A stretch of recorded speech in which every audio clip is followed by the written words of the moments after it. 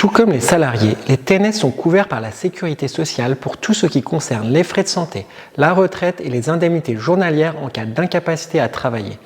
Mais sur ce dernier point, il y a une différence avec les salariés, puisque les TNS ne sont couverts par des indemnités de la sécurité sociale que pendant 90 jours. La plupart des salariés et la totalité des cadres sont couverts par une prévoyance d'entreprise. Au contraire, les TNS ne sont pas bien protégés en cas d'invalidité, de décès ou d'arrêt de travail de plus de 90 jours. La souscription à une prévoyance est donc indispensable pour assurer une source de revenus en cas d'imprévu. Les garanties principales de la prévoyance TNS incluent l'indemnisation en cas d'arrêt de travail, la rente d'incapacité, la rente pour le conjoint, la rente éducation pour les enfants, ainsi que le capital décès. La garantie maintien de salaire est une assurance qui verse des indemnités journalières au TNS en cas d'incapacité temporaire de travail due à une maladie ou à un accident. Ces indemnités compensent la perte de revenus et permettent au TNS de maintenir son niveau de vie.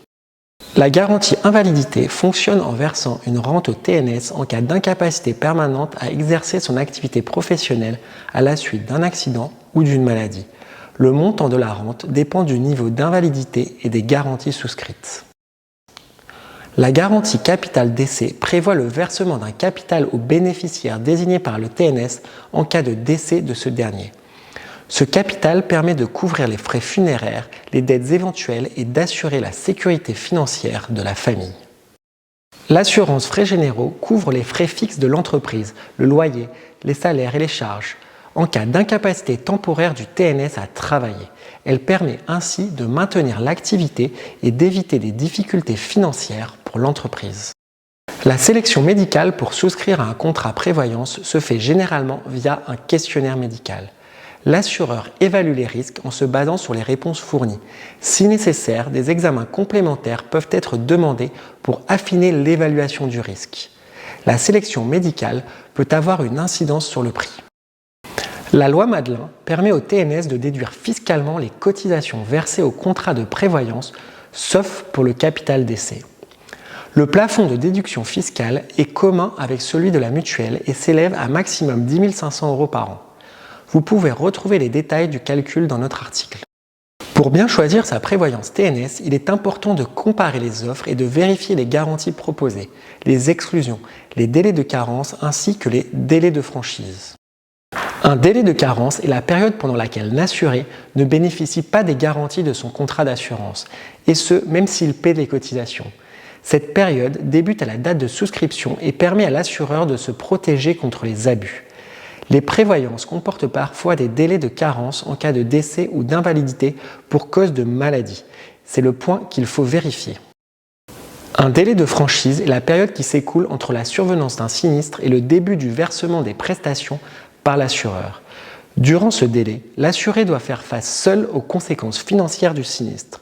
Le versement des indemnités en cas d'incapacité temporaire à travailler comporte parfois des franchises. Il faut vérifier que celles-ci ne sont pas trop longues. Le taux d'invalidité est calculé en fonction de la capacité de travail restante de l'assuré suite à un accident ou à une maladie.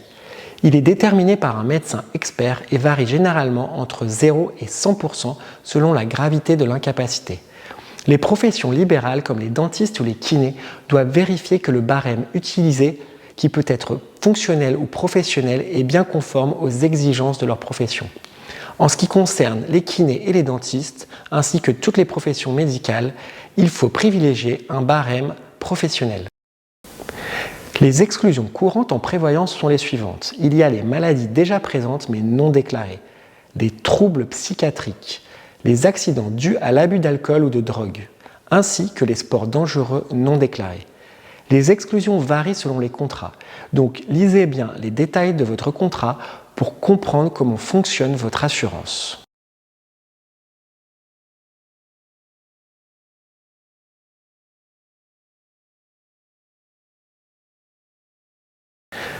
Faire appel à un courtier en assurance prévoyance comme Gus vous permet de bénéficier de conseils personnalisés, d'accéder à un large panel d'offres, de gagner du temps dans vos recherches et surtout de trouver une assurance vraiment adaptée à votre situation et ce, au meilleur prix.